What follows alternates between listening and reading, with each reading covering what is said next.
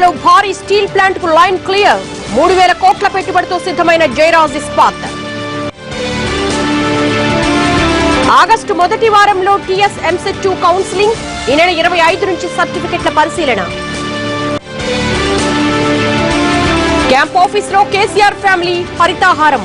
రాసుల ప్రకారం మొక్కలు నాటిన సీఎం కుటుంబ సభ్యులు. నిత్యావసరాలు దొరక్క అల్లాడుతున్న శ్రీనగర్ వాసులు. జమ్మూ కాశ్మీర్ లో 5వ రోజు కొనసాగుతున్న కర్ఫ్యూ.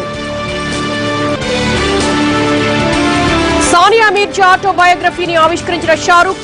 ఆసక్తికరమైన విషయాలున్నాయన్న టెన్నిస్ స్టార్. తెలంగాణ ఎంసెట్ ఫలితాలు విడుదలయ్యాయి. సచివాలయంలో ఫలితాలు విడుదల చేశారు మంత్రి లక్ష్మారెడ్డి. మొత్తం 50,961 మంది విద్యార్థులు ఎంసెట్ రాయిగా 47,644 మంది విద్యార్థులు అర్హత సాధించారు. హైదరాబాద్ కు చెందిన ఉజ్వల్ మొదటి ర్యాంక్ సాధించాడు. 2వ ర్యాంక్ మెదక్ కు చెందిన ఐశ్వర్య, 3వ ర్యాంక్ కర్నూలుకు చెందిన సుశ్రుత సాధించారు. 21 తర్వాత ర్యాంక్ కార్డులను డౌన్లోడ్ చేసుకోవచ్చు. 25 నుంచి 29 వరకు సర్టిఫికెట్ల పరిశీలన జరగనుంది. ఆగస్టు మొదటి వారం నుంచి మెడికల్ బీడీఎస్ కౌన్సిలింగ్ జరుగుతుంది.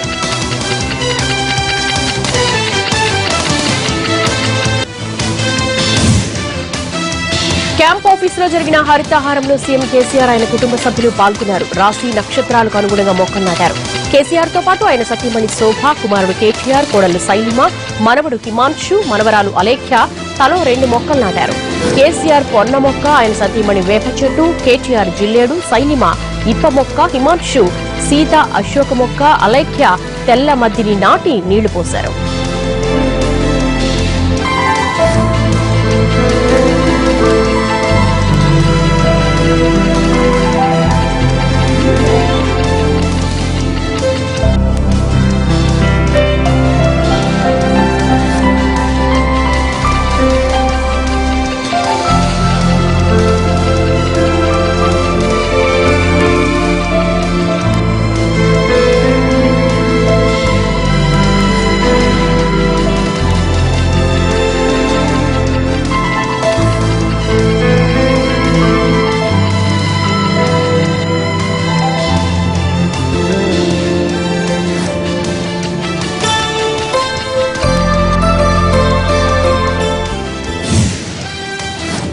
కేబీఆర్ పార్కులో చెట్ల నరికివేతపై హైకోర్టు అసంతృప్తి వ్యక్తం చేసింది. దశాబ్దాల నాటి వృక్షాలు నరికివేయడంపై ఆగ్రహం వ్యక్తం చేసింది. ఓవైపు హరితాహారం పేరుతో మొక్కలు నాటుతూ మరోవైపు చెట్లు ఎలా కొట్టేస్తారని ప్రశ్నించింది. ఈ నెల 18న దీనిపై పూర్తి విచారణ జరుపుతామని తెలిపింది. ఈ కేసులో అటవీ, పర్యావరణ, మున్సిపల్, ఆర్ఎండ్బీ శాఖలతో పాటు జీహెచ్ఎంసీ కమిషనర్ను ప్రతివాదులుగా చేర్చారు. AP CM Chandrababu Naidu Saint Petersburg లో పర్యటించారు. చంద్రబాబు నాయుడు బృందం రష్యా పర్యటనలో భాగంగా నేడు సెయింట్ పీటర్స్బర్గ్ పట్టణాన్ని సందర్శించారు. యునైటెడ్ షిప్పింగ్ కంపెనీ చైర్మన్ తో భేటీ అనంతరం ఆయన పట్టణ ప్రాంతాల్లో నీటి నిర్వహణను పరిశీలించారు. చంద్రబాబు వైసీపీపై అసత్య ప్రచారాలు చేస్తున్నారని విమర్శించారు. ఆ పార్టీ అధినేత జగన్ పోలవరం నిర్మాణంలో వైసీపీ వ్యతిరేకం కాదని స్పష్టం చేశారు. ఇంటింటికి వైసీపీ కార్యక్రమంలో భాగంగా జగన్ పశ్చిమ గోదావరిలో పర్యటిస్తున్నారు. ఈ సందర్భంగా మాట్లాడుతూ ఇప్పటికైనా బాబు నిజాలు మాట్లాడాలని హితవు పలికారు జగన్.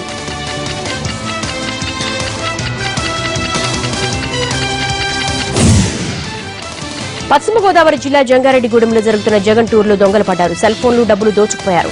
పొగాకు రైతులను పరామర్శించడానికి మార్కెట్ యార్డుకు వెళ్లారు వైసీపీ అధినేత. అంతే సందట్లో సడేమియా అన్నట్లు దొంగలు రెచ్చిపోయారు. కార్యకర్తలు, అభిమానుల మధ్యలో చేరిన బ్లేడ్ బాబ్జీలు హస్తలాఘవాన్ని ప్రదర్శించారు. దాదాపు 2 లక్షల విలువ చేసే సెల్ ఫోన్లు, పర్సుల్ని దోచుకున్నారు. అయితే ఆ కేటుగాళ్లలో 2ని పట్టుకుని చితకబాది పోలీసులకు అప్పచెప్పారు కార్యకర్తలు. మిగతా వాళ్ల కోసం వెతుకుతున్నారు. ఆంధ్రప్రదేశ్ అభివృద్ధి కోసం ప్రభుత్వం ప్రయత్నిస్తుంటే అడుగడుగున అడ్డుకునేందుకు విపక్షాలు ప్రయత్నిస్తున్నాయని విమర్శించారు మంత్రి దేవినేని ఉమా. ప్రతి విషయాన్ని రాజకీయం చేస్తున్నాయని మండిపడ్డారాయన. బందర్ పోర్టు అభివృద్ధిని అడ్డుకుంటే చూస్తూ ఊరుకోబోమని రైతులను ఒప్పించి భూసేకరణ చేపడతామని చెప్పారు దేవినేని. పార్టీ ఫిరాయింపుల విషయాన్ని ప్రతిపక్ష వైసీపీ సీరియస్ గా తీసుకుంది. రాష్ట్రంలో ప్రజాస్వామ్యాన్ని ఖూనీ చేస్తున్నారని ఆరోపిస్తూ గతంలో ఢిల్లీ వేదికగా సేవ్ డెమోక్రసీ పేరుతో నిరసన కార్యక్రమాలు కూడా నిర్వహించారు. తాజాగా పార్టీ ఫిరాయింపుల అంశాన్ని పార్లమెంట్లో ప్రస్తావించేందుకు సిద్దమైంది వైసీపీ. వచ్చే పార్లమెంట్ సమావేశాల్లో పార్టీ ఫిరాయింపులపై రాజ్యసభలో ప్రైవేటు మెంబర్ బిల్ పెట్టేందుకు ఆ పార్టీ రాజ్యసభ సభ్యుడు విజయసాయిరెడ్డి కార్యాచరణ రూపొందిస్తున్నారు.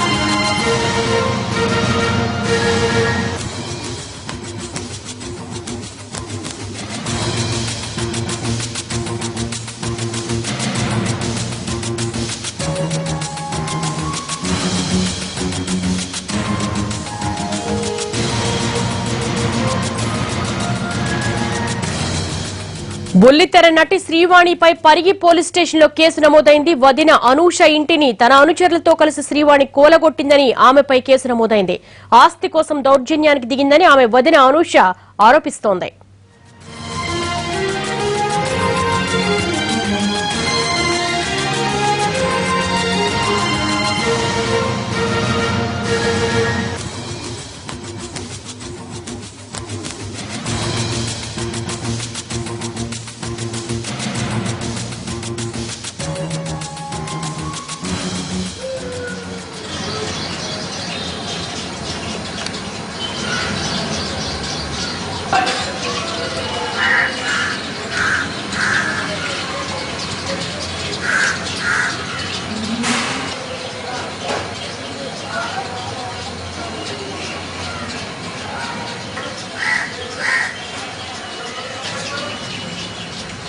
బుల్లితెర నటి శ్రీవాణిపై పరిగి పోలీస్ స్టేషన్ లో కేసు నమోదైంది. వదిన అనూష ఇంటిని తన అనుచరులతో కలిసి శ్రీవాణి కూలగొట్టిందని ఆమెపై కేసు నమోదైంది.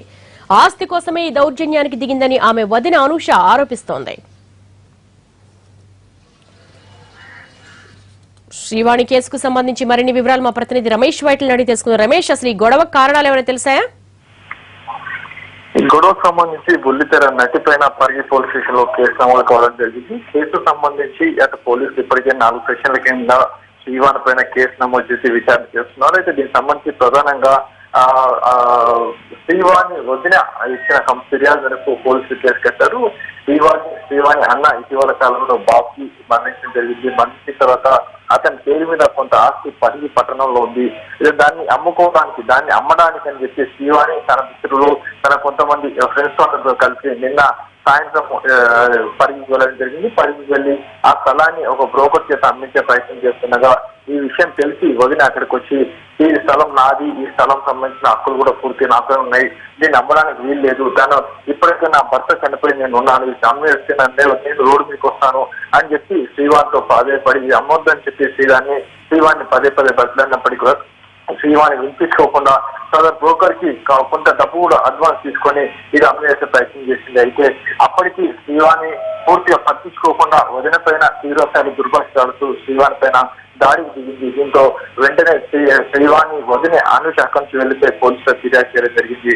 దీంతో పోలీసులు ఆ శ్రీవాణితో పాటు శ్రీవాణికి సంబంధించిన మిత్రులందరి పైన ఒక 4 పైన కేసు నమోదు చేసి విచారణ ఆరోపించారు. అయితే ఈ రోజు కూడా కొద్దిసేపటి క్రితము శ్రీవాణి తన ఫ్రెండ్స్ తో కలిసి అక్కడికి తిరిగి అదే స్థలానికి వచ్చే మళ్ళీ అక్కడ నాన్న రద్దు చేస్తుండగా పోలీసులు అక్కడికి వెళ్లి సర్దుమంటే ప్రయత్నం చేస్తారు. అయితే పూర్తిగా శ్రీవాణి ఒక రౌడీ లాగా ఒక గుండాలుగా ప్రవర్తించి తనపై దాడి చేస్తుందని చెప్పి అనూష ఫిర్యాదు చేసి మనకి కేసు కట్టామని చెప్పి అటు మరోవైపు పోలీసులు కూడా చెప్తున్నారు. అయితే ఒక విలన్ గా వ్యవహరించి టీవీ సీరియళ్లలో నటించే ఏదైతే అదే దుస్థానంతో శ్రీవాణి ప్రవర్తించింది, తన భర్త లేదన్న కనికరం కూడా లేకుండా శ్రీవాణి స్థాయిలో తనపై దౌర్జన్యం దిగిందని చెప్పి అనూష వాపోతుంది. రమేష్, శ్రీవాణి నుంచి ఏమైనా ఇన్ఫర్మేషన్ అందుతోందా? ఆమె ఎటువంటి వివరణ ఇస్తోంది? అంటే అన్నయ్య చనిపోయి ఎక్కువ రోజులు కాలేదు, వదిన వైధవ్యంతో బాధపడేటప్పుడు ఇల్లు కూలగొట్టింది, దీని మీద ఆమె ఎటువంటి వివరణ ఇస్తుంది? అసలు పోలీసుల వెర్షన్ ఏ విధంగా ఉంది? శ్రీవాణి చెప్తుంది, శ్రీవాణి ఒకటే విషయం చెప్తుంది. కొద్దిసేపు క్రితమే మన రిపోర్టర్ అక్కడ ఉన్న స్థానిక రిపోర్టర్ కూడా ఆమె వర్షన్ అయ్యే ప్రయత్నం చేసినప్పుడు కూడా పూర్తిగా ఇది మా ఇద్దరి మధ్య వ్యవహారం, మా కుటుంబ సమస్య, దీనికి సంబంధించి ఎవరు జోక్యం చేసుకోవద్దు, మేము తెలుసుకుంటాం, మీరు ఎవరు అని చెప్పి మీడియా పైన కూడా తీవ్ర దృష్టిగా ప్రవర్తించి, అంతేకాకుండా ఇక్కడ నన్ను నన్ను నా రివ్యూ తీసిన పక్షంలో మీ పైన కూడా కేసు చేస్తానని చెప్పి శ్రీవాణి అంటే విలనిజం ప్రదర్శించింది. అంతేకాకుండా అక్కడ రిపోర్టర్స్ ని కూడా తీవ్ర పక్షపాత పర్యావరణలో తిట్టడం జరిగింది. అయితే అటు శ్రీవాణి ఒకటే విషయం చెప్తుంది, ఇది ఏదైతే బాబ్కి సంబంధించిన స్థలం కూడా మాకే వస్తుంది, దానికి ఆ స్థలానికి సంబంధించిన హక్కులు మాకే ఉన్నాయి, అమ్ముకునే హక్కుడు నాకే ఉందని చెప్పి శ్రీవాణి పదే చెప్తుంది. ఎందుకంటే ఇది మా కష్టాయుతం, బాబ్కి నేను కలిసి కొనుక్కున్న స్థలం కాబట్టి నేనే కొనుక్కుంటాను, నేనే ఉంచుకుంటాను, దీనికి సంబంధించిన స్థలం మీద హక్కులు నాకున్నాయి, దీన్ని అమ్మి వేస్తానని చెప్పి చెప్తున్నది. అయితే మరోవైపు 10 రోజుల క్రితమే అటు బాబీ చనిపోయి ఉన్న తరుణంలో వదిన అనూష మాత్రం నాకు ఈ బాబీ చనిపోయిన తర్వాత నాకు ఎలాంటి జీవనాధారం లేదు కాబట్టి దానిపైన పూర్తి హక్కులు నాకే ఉన్నాయి అని చెప్పి అటు వదిన వాదిస్తున్నా చేసి ఈ 2 పక్షాల వాదనలు ఏమైనప్పుడు కూడా వదిన పైన దాడి చేసిన కేసులో నటి శ్రీవాణి పైన పోలీసులు కేసు నమోదు చేసి ఇప్పటికి విచారణ చేస్తున్నారు. దీనికి సంబంధించి ఇప్పటికే పోలీసులు ఆమెని విచారించేందుకు ఒక నోటీసులు కూడా జారీ చేసి సిఎస్ కు వచ్చి హాజరు కావాలని కూడా చెప్పడం జరిగింది. అంటే రమేష్, స్థానికంగా ఉన్న రిపోర్టర్ కి ఎటువంటి ఇన్ఫర్మేషన్ వస్తుంది? అక్కడ ఉన్నటువంటి ప్రాపర్టీ ఎవరి పేరు మీద రిజిస్టర్ అయ్యి ఉందన్నది ఏమైనా క్లారిటీ ఉందా? అది పూర్తిగా బాబ్జీ పేరు మీద రిజిస్టర్ అయిందని చెప్పి అక్కడ స్థానిక రిపోర్ట్ చెప్తున్నారు. ఆ వదిన కూడా వదిన అనుష కూడా బాబ్జీ పేరు మీద ఉందని చెప్తుంది. కానీ అనుష మాత్రము అది బాబ్జీ పేరు మీద లేదు, నా తండ్రి పేరు మీద, మేము ఇద్దరం కష్టాయితం కొనుక్కున్న ఈ స్థలాన్ని తండ్రి పేరు మీద కొనుగోలు చేశాం కాబట్టి ఇది పూర్తిగా తండ్రికే దక్కుతుంది, మా తండ్రికే దక్కుతుంది అని చెప్పారు శ్రీవాణి చెప్తుంది. మరోవైపు ఈ తండ్రి ఏదైతే ఇప్పటికి తండ్రి కూడా జీవనాధారం లేదు కాబట్టి దీన్ని అమ్మి వచ్చిన డబ్బు డిపాజిట్ చేసి తండ్రి జీవనాధారం కోసం పెడతానని చెప్పి శ్రీవాణి చెప్తుంది. అయితే పూర్తిగా దానిపైన హక్కులు మాత్రము అటు వదిన అనుష తనకుందని చెప్తుంటే శ్రీవాణి ఆ భూమితో నాకున్నాయని చెప్తున్నారు. అయితే రెండింటికి సంబంధించిన ఇటు అనుష దగ్గర ఉన్న పేపర్స్ కావచ్చు, శ్రీవాణి దగ్గర ఉన్న పేపర్స్ కావచ్చు తీసుకొని తమకు ఇవ్వాలని చెప్పి అటు పోలీసులు ఇద్దరిని కూడా ఆదేశించడం జరిగింది. మరి ఇద్దరి దగ్గర ఉన్న పేపర్స్ తీసుకున్న తర్వాత తాము ఒక నిర్ణయం తీసుకున్నారని చెప్తున్నారు. మరోవైపు వదిన పైన దౌర్జన్యం చేసి తీవ్ర పరిస్థితులతో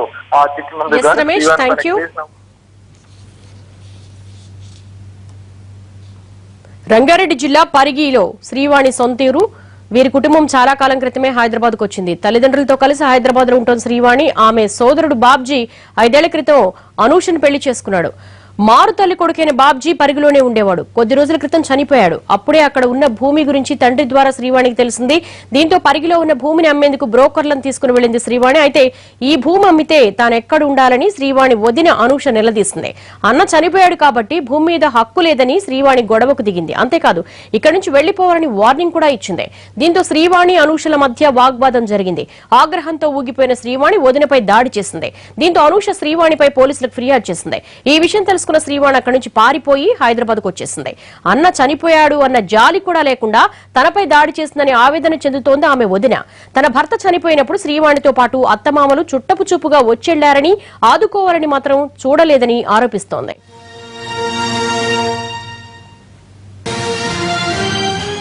తను వచ్చింది, వాళ్ళ అక్క కూతురుంది, ఇంకా ఇద్దరు తెలివన్న మగ వ్యక్తులు హైదరాబాద్ నుంచి తొలికొచ్చింది. వాళ్ళు అసలు ఎందుకోసం వచ్చారు ఇక్కడికి? ఇంకేది, నీ భర్త చనిపోయింది కదా, నువ్వు వెళ్ళిపోతే మేము ఇది అమ్ముకొని పోతాము, మా నాన్న స్థలము, నీకేమో అధికారం ఉంది, మాకు హక్కు ఉంది, మేము అమ్ముకొని పోతామని ఇక్కడ చాలా గొడవ చేయడం జరిగింది. దాని మీదనే నన్ను కొట్టడం జరిగింది. నేను అందుకే పరిగి పోలీస్ స్టేషన్ ఆశ్రయించుకున్నాను. ఆయన తగిన న్యాయం చేయలేదు. తన యాంకర్ అన్ని తనకు కొద్దిగా ఉన్నది.